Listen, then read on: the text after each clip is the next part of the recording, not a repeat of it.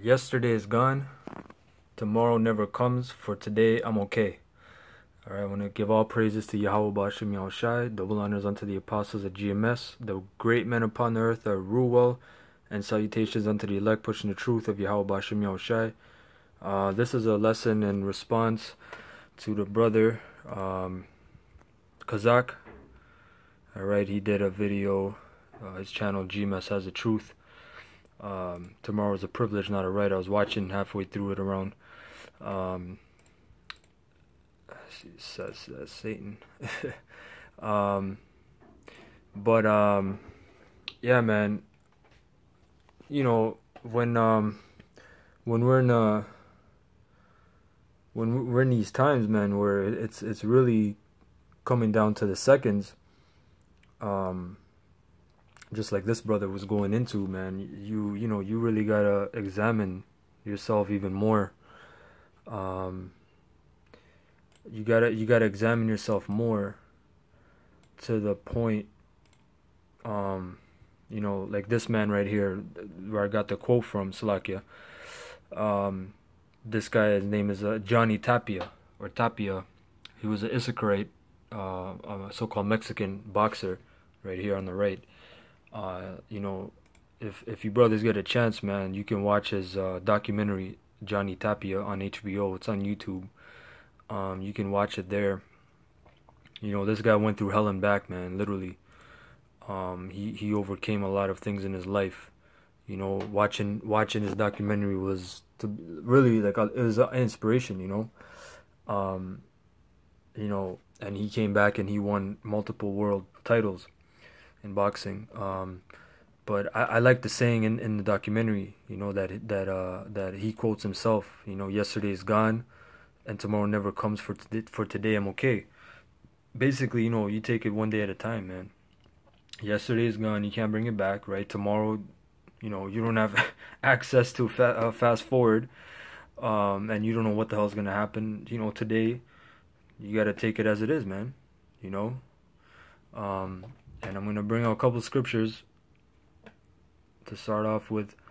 You know, I'm gonna read a couple here, and Lord's will in the Spirit, it'll you know, be edifying. This is Ecclesiastes 11 and verse. Let's start at verse 8. And mind you, this is Solomon speaking, the preacher's son, which we know in the reincarnation was Yahushai. So that's a very special spirit. So when reading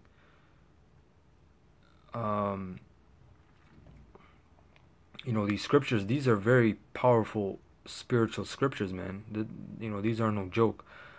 You know, Solomon, it tells you he examined everything, the wicked, you know, all wickedness and all righteousness. You know, he went through both spectrums, man. If you read Wisdom of Solomon and the Apocrypha, man, he breaks it down even more. But these scriptures right here, man, they really hit home, and it's really dealing with personal things, man, within your life, even for the brothers out there.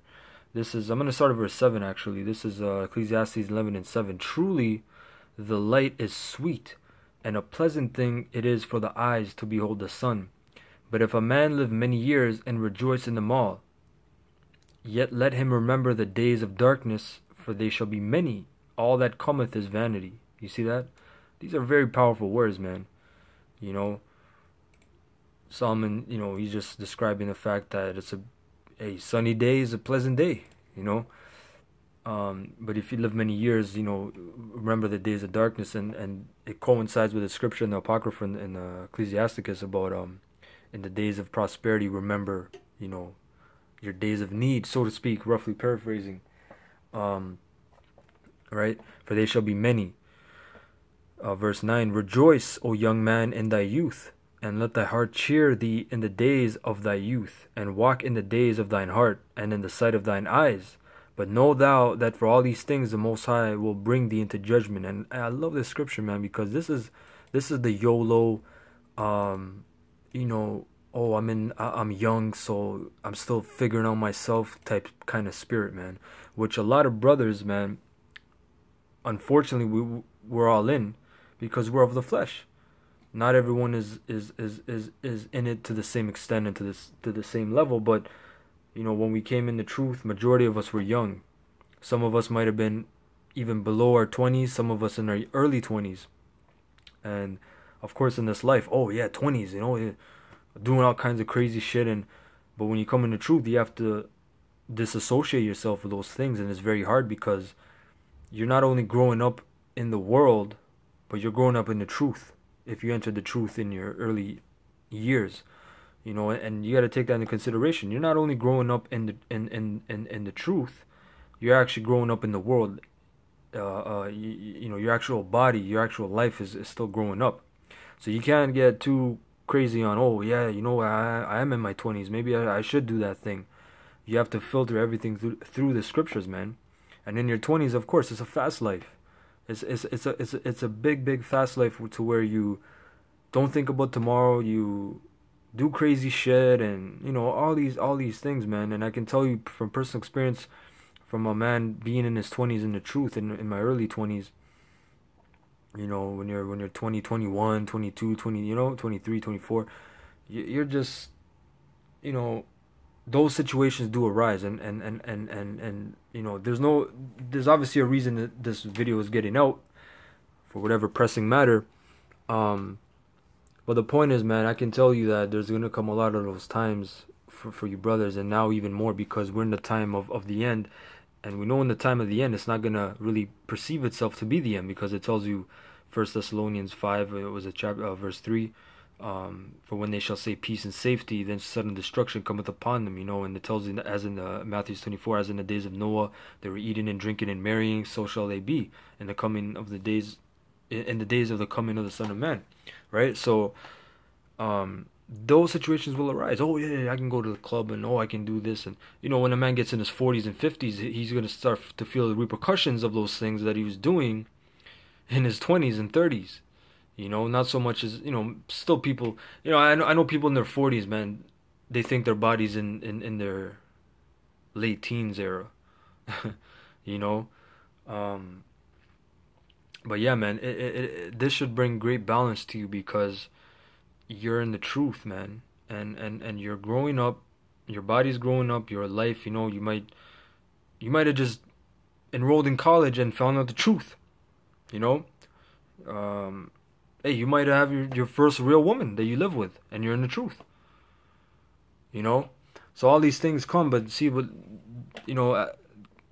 this is why I love the scripture. It says, rejoice, O young man, in thy youth, and let thy mind, heart means mind, cheer thee in the days of thy youth. Yeah, be happy, right? You're young, you're happy, you're fit, do all kinds of shit, and walk in the ways of thine mind, and in the sight of thine eyes, meaning do whatever, if you lust after, do it. Solomon's telling you, rejoice, but know thou that for all these things the Most High will bring thee into judgment. See, these kids don't know about that. That's why the men of the Lord are on the highways, right? And it's to the point where it's not obviously for everybody, it's for the elect. So majority of these kids they're just going to perish if they're not of the elect, or if they don't have that mark. Verse 10, therefore remove sorrow from thy heart or mind, and put away evil from thy flesh, for childhood and youth are vanity. You see that? So YOLO, or it's all about the youth, and all all these fancy quotes. Solomon just said it, man. Childhood and youth are vanity. Vanity, we know, means empty, right? Because it is empty. You're think about it. In your inner childhood, you're what? You're defenseless. Your body's not fully grown, right? You can't defend yourself, let alone your family. Your mind is not fully developed. There's so many factors. You're just growing. Yeah, you have fun, and this scripture is again showing you that this is not all about fun. This is not all about pleasure, like your diet. Your diet is not all about, this tastes so sweet and good, I'm gonna have it all the time. The diet is about bitterness, man. Helping out your digestive tract. Not all about these sweet things. Life is about bitterness, man. We're in this world where we have all these easy accessibilities to things, man. You want food, you get up at 3 o'clock in the morning, go down the street and get some garbage kind of food, right? You have your internet, you have your car.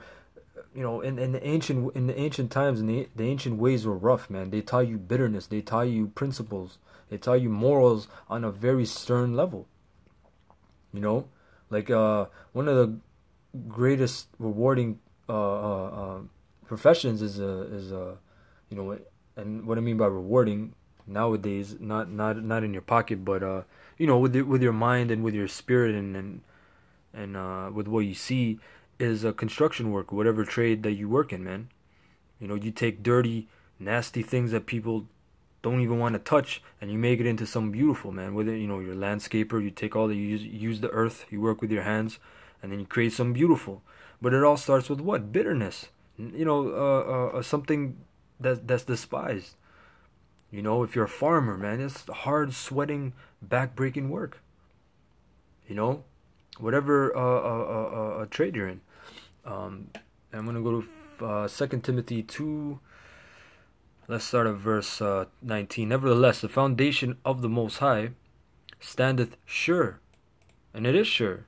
No one can break it. You know, the guy comes and says, no, the Lord, he's not there, and whatever kind of madness.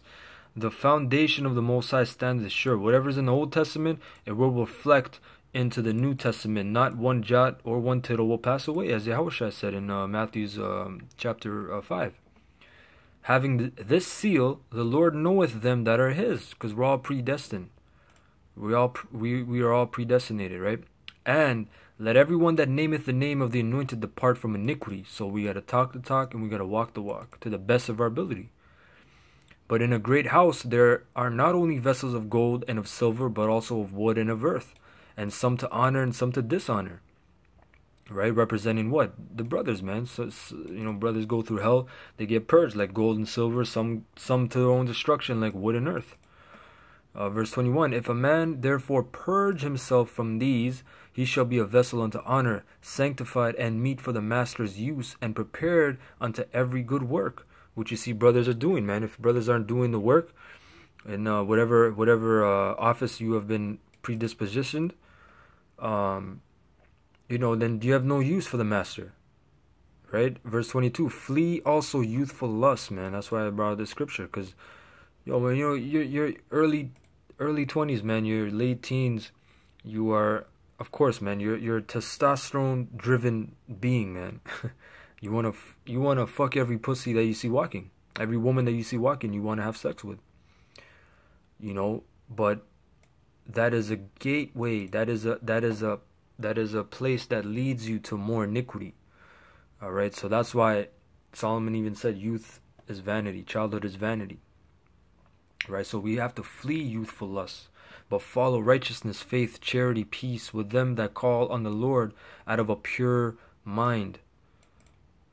All right, and I'm gonna end off with this. I hope I didn't tear it too long, but this is something that the Spirit was pressing, so I got to bring it out. This is Baruch in the Apocrypha chapter 4. I'm going to start at verse 23. It says, like as now the neighbors of Zion, which is what? All the other nations.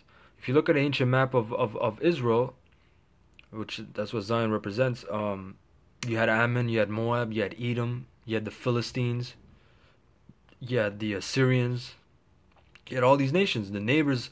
So they seen our downfall. Because guess what? They had a hand in it. They participated. Just like the white man has a law, accessory to murder, or whatever, you know, even talking about murder, that's conspiracy, or talking about selling drugs or whatever, that's conspiracy to distribute or whatever charge it is.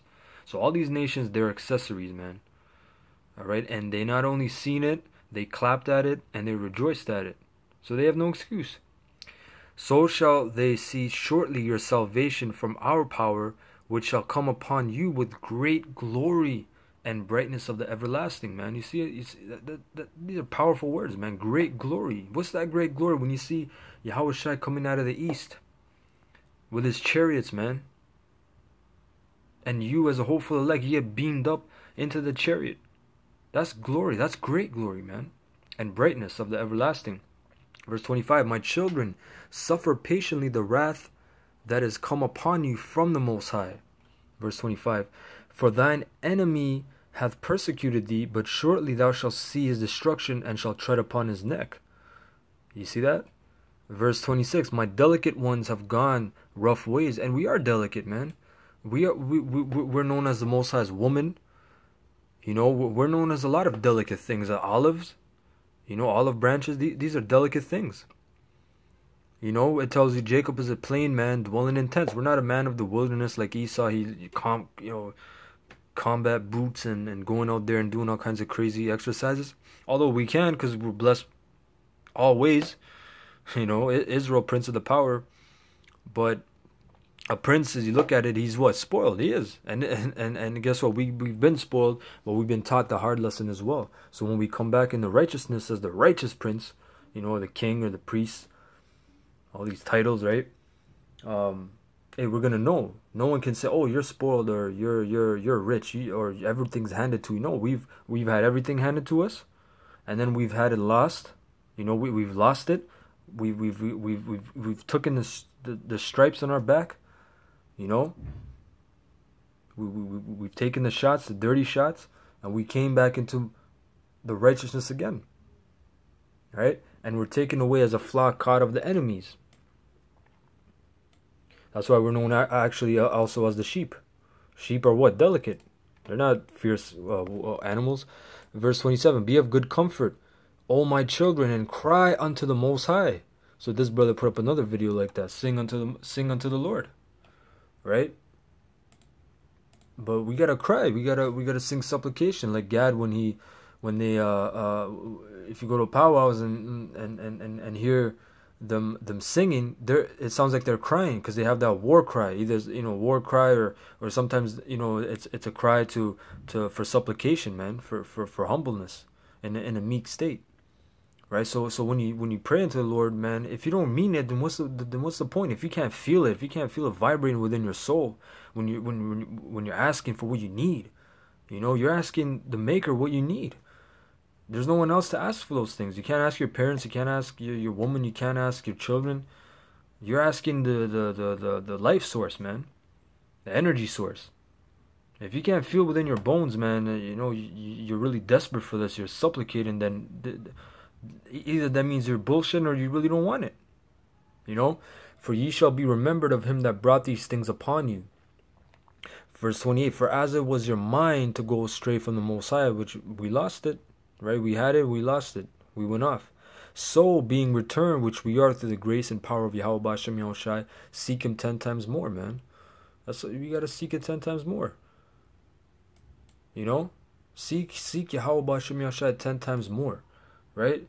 Yesterday is gone. Tomorrow never comes. For today I'm okay. Okay, so with that I want to say Ka Hala Allah Yahweh Ba'Shem Yahushai Thamyad. Double honors unto the apostles of Great Millstone that rule well, and salutations unto you great men out there pushing the truth of Yahweh Ba'Shem Yahushai. May the Lord strengthen you in faith and in boldness in the times to come. Shalom.